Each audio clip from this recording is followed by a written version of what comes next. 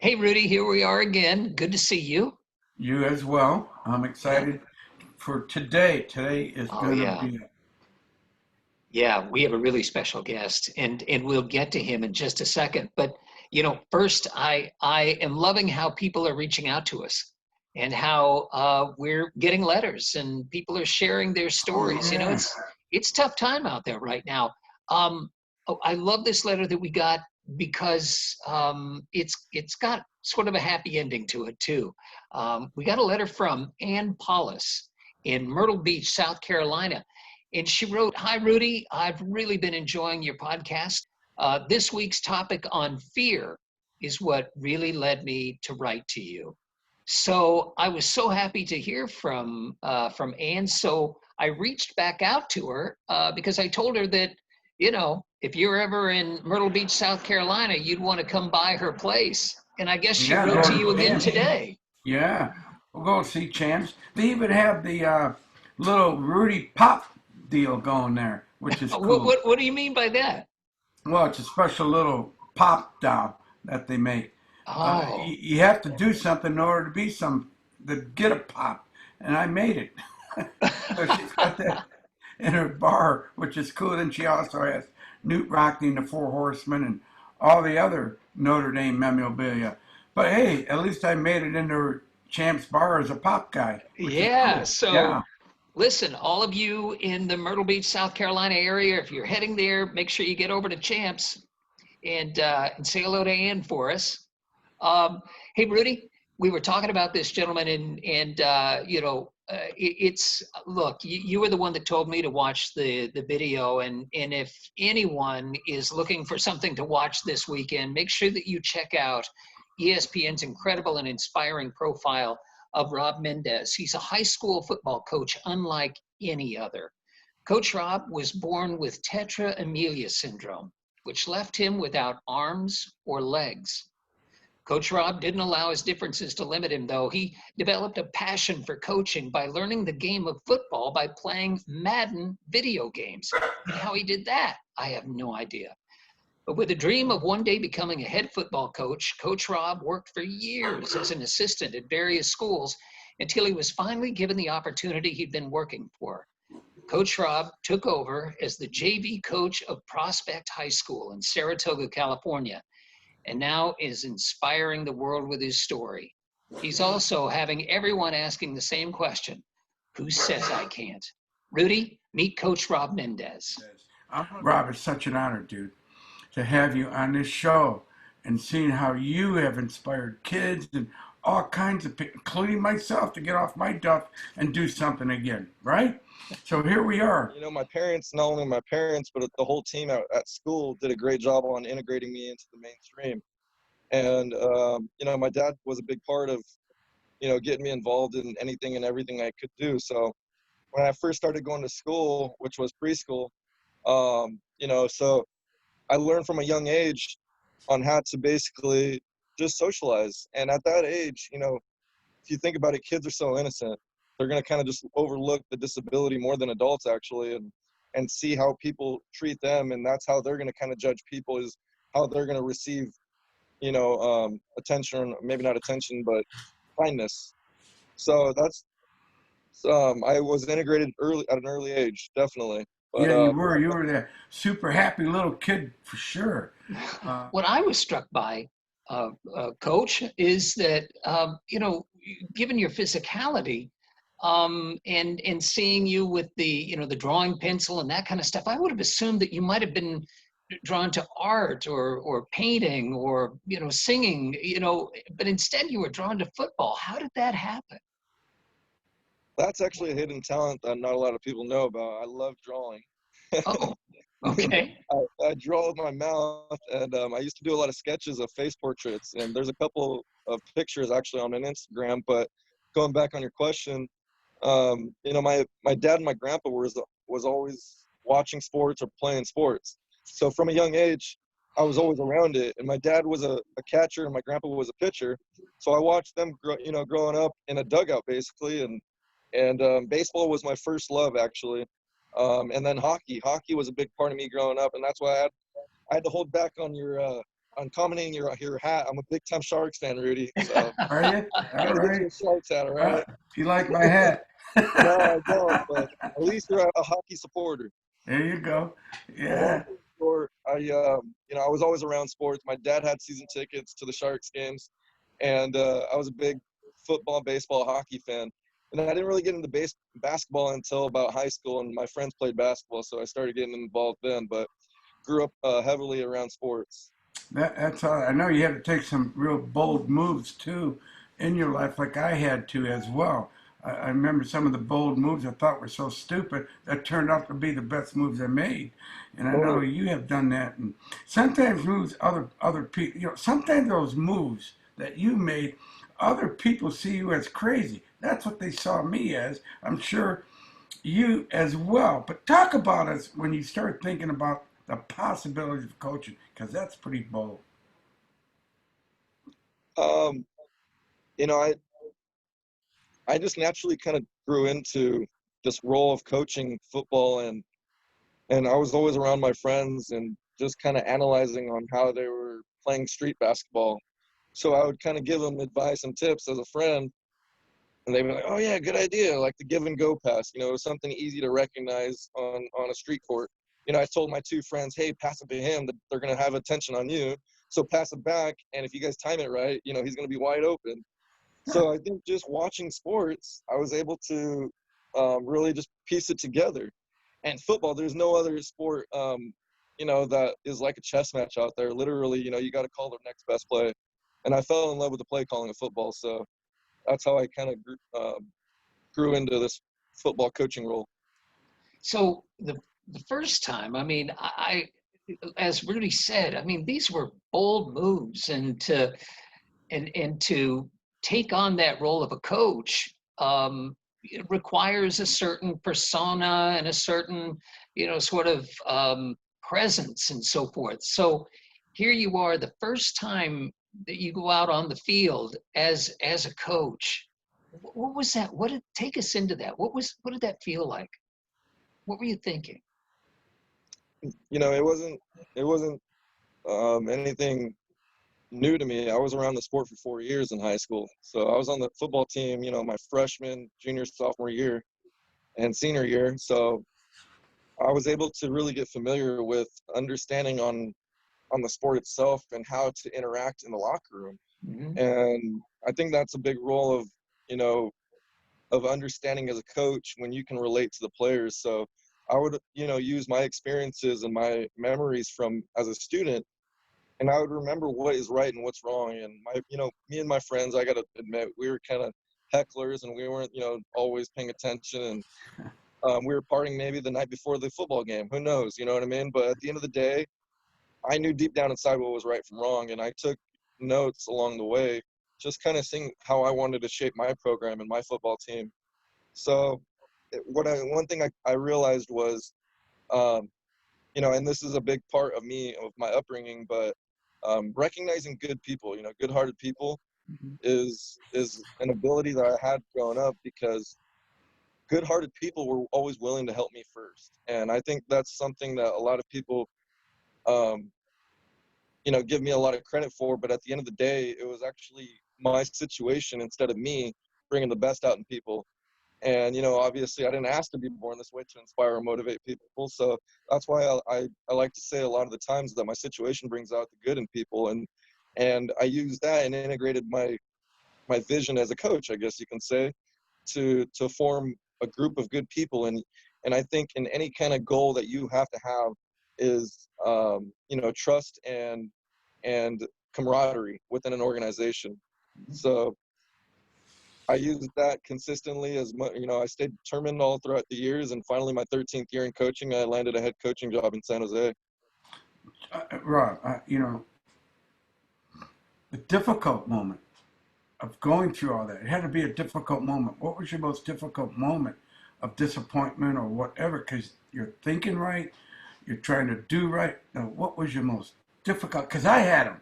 Because I thought everyone was going to give me the shot. But you got to still have that difficult moment. Yeah, I think just there was one year where doubted me going for a head coaching job, only because of how much rejection I was getting. But Mm-hmm.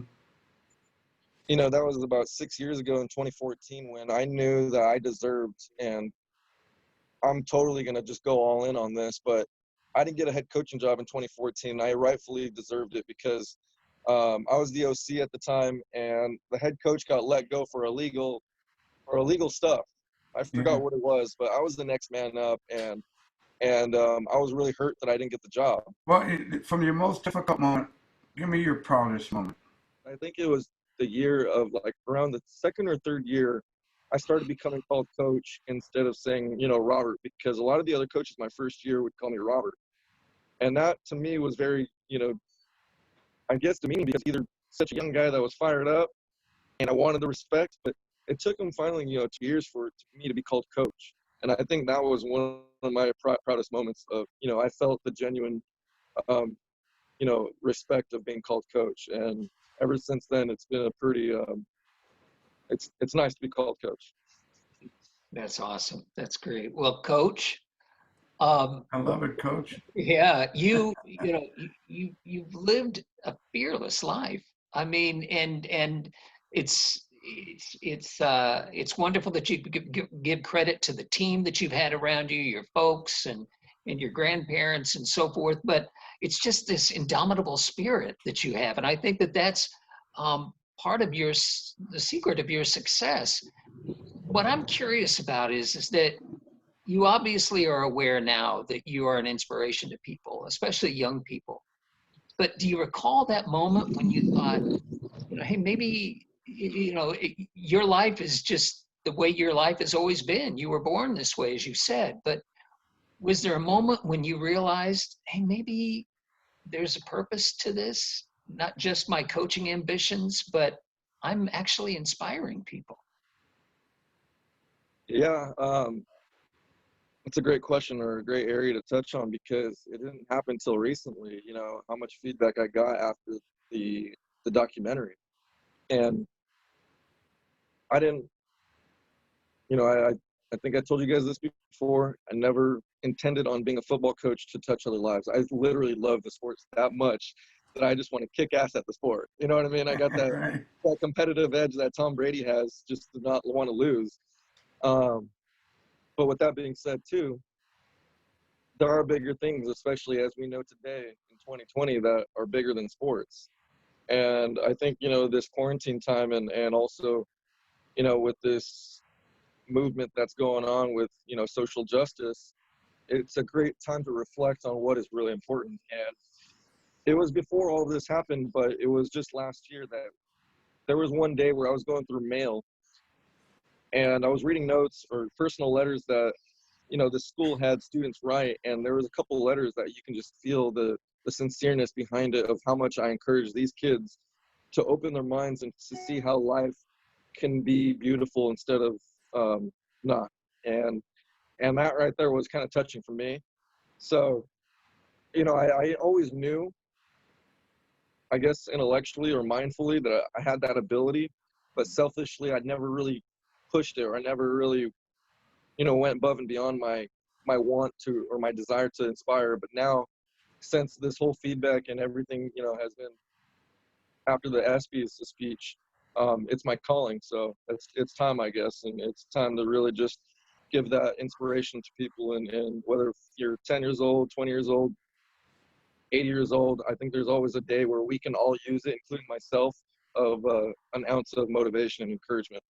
I love that. And I know we're going to go to this question. It's a big one for me. Which, for your next goal? I know kind of what it is, but tell us what it is.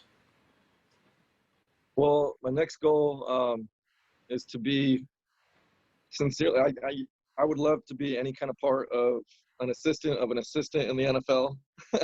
Yeah. But if that, I always reach for the stars. So I did apply for this minorities internship program that the NFL has to offer.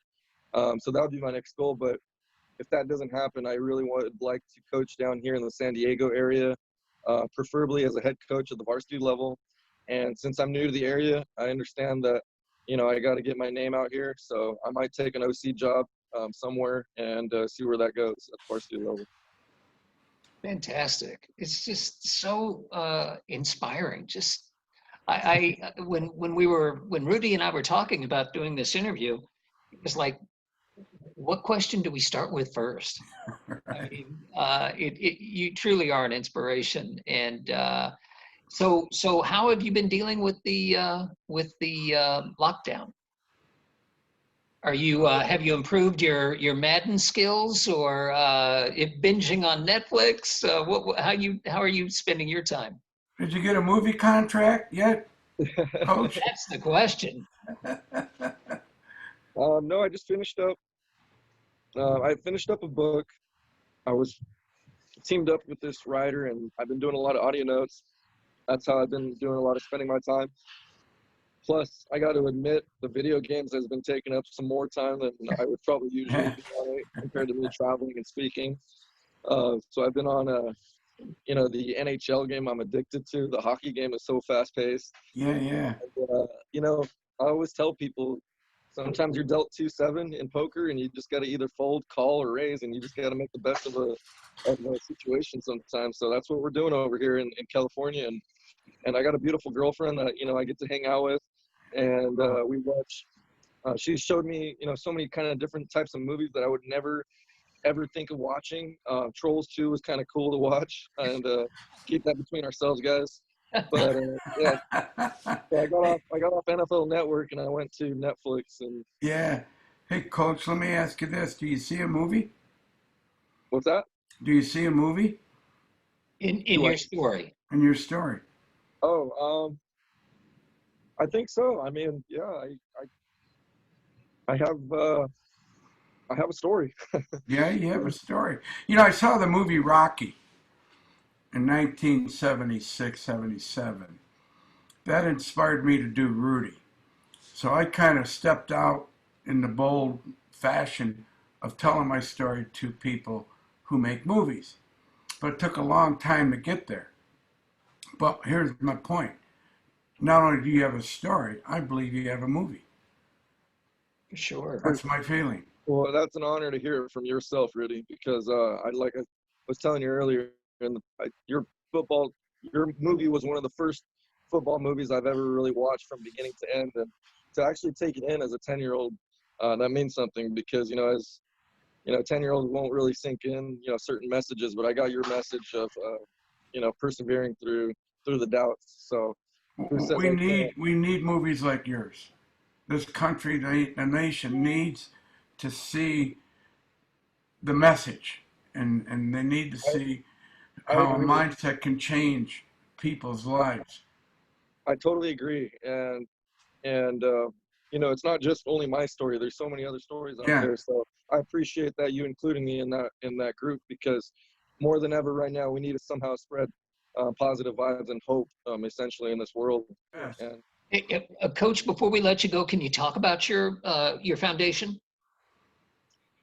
yeah, so it is called Who Says I Can't, and originally it was really for people that doubted themselves, just to include themselves, because inclusion was a big part of my life growing up. And at the end of the day, it was about including yourself and believing in your own product, which is yourself. So for me, that's how I got involved in coaching. But because of everything going on right now, I feel like not only just one person or my story is going to be impactful. I feel like Who Says We Can't is a better mantra for what's going on these days.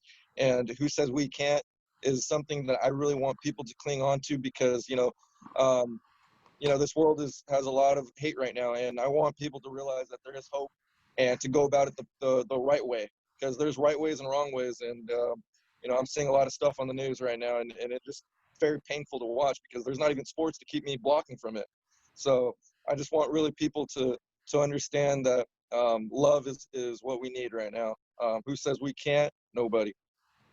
I love it. Good. I cannot tell you how much I love that you and your spirit and who you are, Coach. Something's big's going to happen. Yeah, for sure. Well, Bigger. thank I you mean, so much. bigger. I always say bigger. It's I'm, Dream I'm bigger. I'm hoping it's the beginning, so we'll see where it It all is. takes You me, never Rudy. Thank know. you very much. I love you, brother. Rudy, I don't even really know where to begin. I mean, Rob is such an inspiration on so many levels. I just can't I just can't even imagine his life, as he was very candid in saying that, it's not an easy one, but oh my gosh, the inspiration that he provides. Well, it's fascinating to me how he inspires the inner feeling of people through Mhm. how he talks, and he acts like there's nothing wrong, Totally. and he's totally normal. He's awesome. I never enjoyed an interview like this in my life, Yeah. talking to him, because really, as he talked, I'm watching him talk. Saying, "Oh my goodness, this guy's awesome." It's all Yeah. in the mind. It's all the mindset, and he put all that in his mind. And wow, look at the results. It's just Yeah. awesome. Fantastic. And I love the "Who Says I Can't." Me too. Yeah, it's I love that perfect. too. Well, we hope you got a lot of inspiration out of our visit with Rob. And we would love to hear your stories. So please write to us at rudy@riseabovewithrudy.com. And we'll be happy to share. We'll do shout outs here as well. Please hit that subscribe button. It is the best way to share our podcast with everybody, and let your friends and family know that we're out here, and hopefully we're providing a little inspiration for you as well. So, Rudy, until next time. Yeah, Joe, I gotta say this one thing to next time. Coach mentioned he's a Sharks fan because he noticed the Vegas Knights on my hat, right? That's right. Well, guess what? Coach is now coaching the Knights, the old Sharks coach. How good is that? So there we go, Coach. Rock and roll. We love That's you. great. Yeah, Love you back. See you you. bet.